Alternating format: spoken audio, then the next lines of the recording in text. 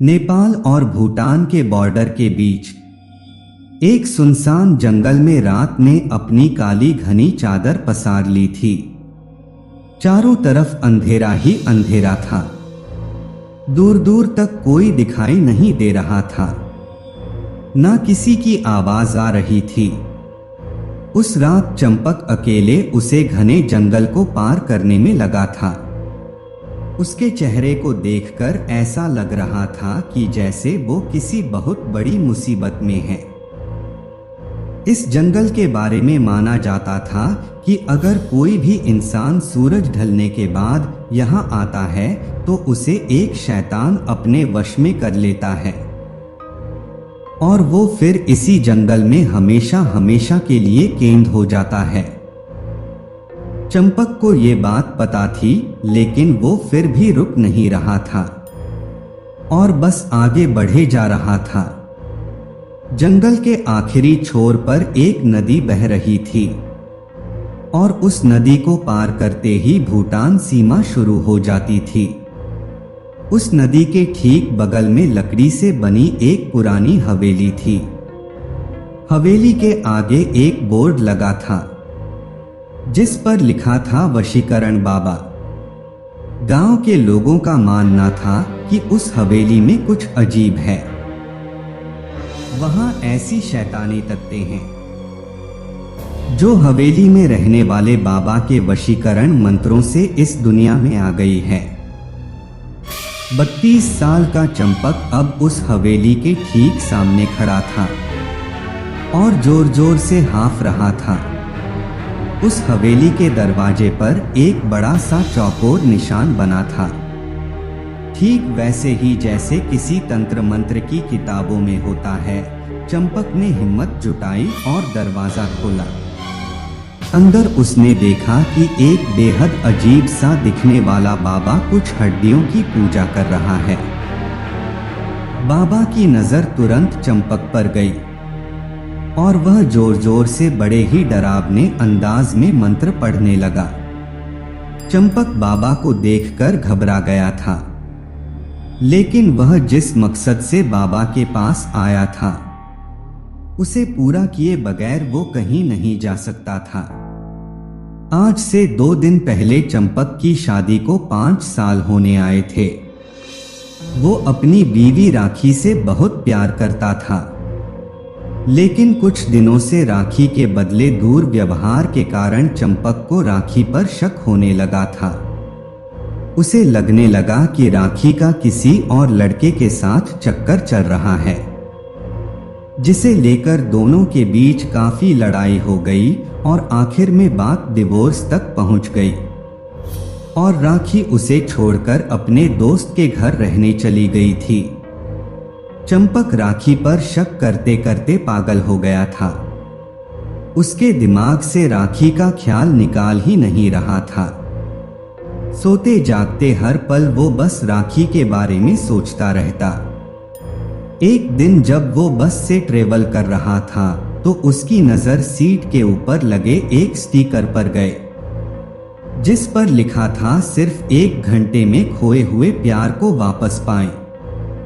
और इसी के साथ नीचे एक पता भी लिखा था। चंपक अब उसी पते पर पहुंच चुका था, वंशीकरण बाबा के पास। बाबा के मंत्रों की आवाज अब धीमी हो गई थी और अंदर एक गहरा सन्नाटा था। बाबा ने बिना चंपक की तरफ देखा और उसे उसके आने का कारण पूछा। चंपक ने उस अजीब से दिखने वाले बाबा को सब कुछ बता दिया। बाबा ने चंपक की बातें सुनकर एक हल्की सी मुस्कुराहट के साथ उसे एक लाल वस्त्र दिया और कहा कि इसे धारण करके रोज रात 12 बजे राखी की फोटो को देखते हुए चंपक को ये मंत्र पढ़ना है। और धीरे से चंपक के कान में उस बाबा ने एक मंत्र कहा।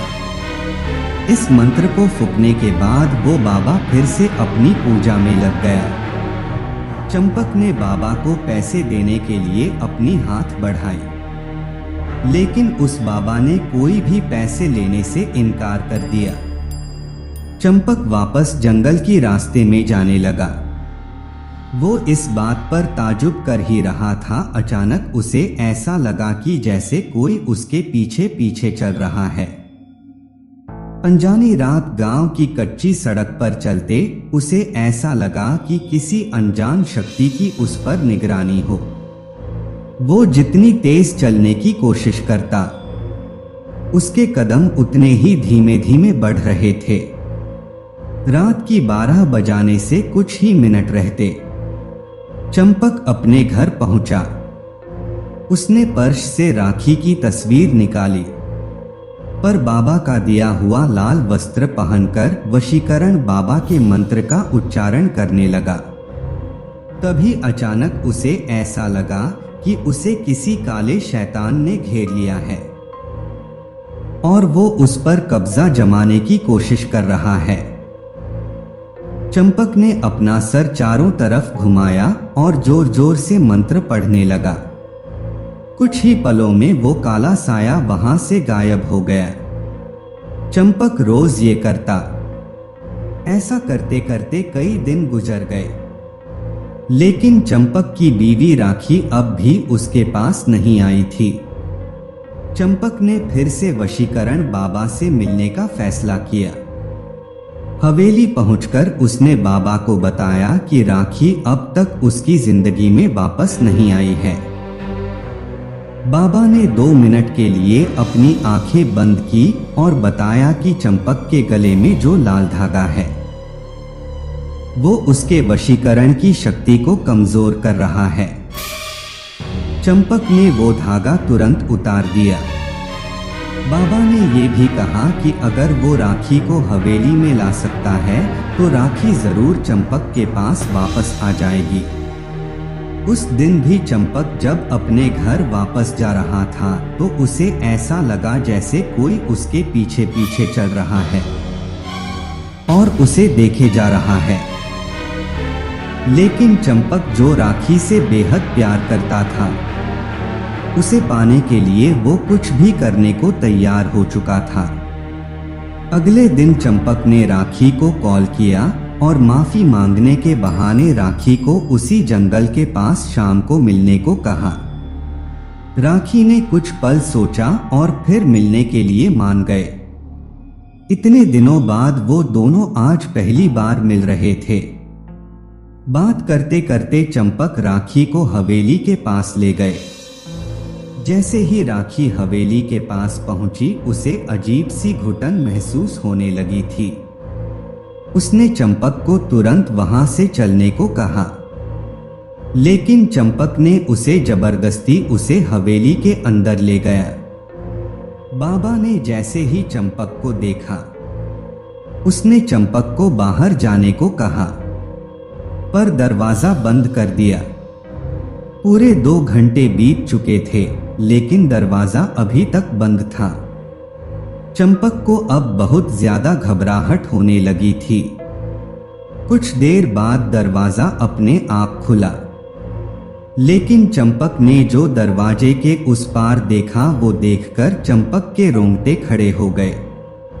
अंदर राखी बेहोश पड़ी थी और उसके शरीर के चारों तरफ कैंडल्स जल रहे थे। वो बाबा राखी की बॉडी पर तरह तरह के निशान बना रहा था, लेकिन रेंगटे खड़ी कर देने वाली बात ये थी कि राखी के पास एक बहुत ही भयानक सा काला साया मंडरा रहा था। बाबा ने को कहा, अब राखी वही करेगी जो आप बोलिएगा, लेकिन उसके बदले उसे इस काले साए की सारी ख्वाहिशें पूरी करनी होगी। चंपक को कुछ समझ में नहीं आ रहा था।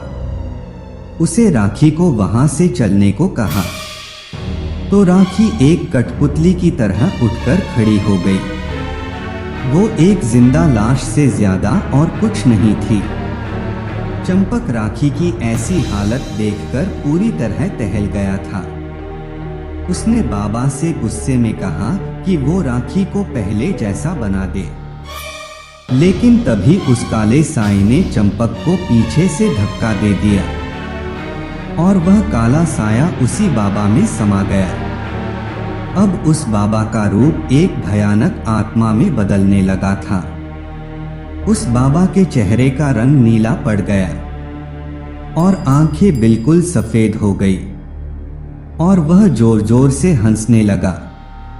उस बाबा ने अपने भयानक रूप में बोला कि वो कोई मामूली इंसान नहीं है, बल्कि वो एक शैतान का साया है जो इस जंगल में ना जाने कब से है, और उसने राखी की आत्मा चुरा के अपने आप को आजाद कर लिया है और राखी को हमेशा के लिए अपना गुलाम बना लिया है। ये सब सुनकर चंपक वहां से फौरन भागा, पर वो उस जंगल से निकल ही नहीं पा रहा था। वो जहां से निकलता कुछ देर बाद वापस उस हवेली के ही ठीक सामने आ जाता। धीरे धीरे उसके दिमाग में काम करना बंद कर दिया और वो उसी जंगल में कैद हो गया। 1.5 महीने बाद उसी जंगल में पुलिस को 2 सड़ी हुई लाशें मिली। वो लाश और किसी की नहीं बल्कि चंपक और राखी की ही थी। शैतान सिर्फ कहानियां में नहीं, रियल लाइफ में भी होते हैं। ऐसे ही और मजेदार कहानी सुनाने के लिए हमारे चैनल को सब्सक्राइब करें।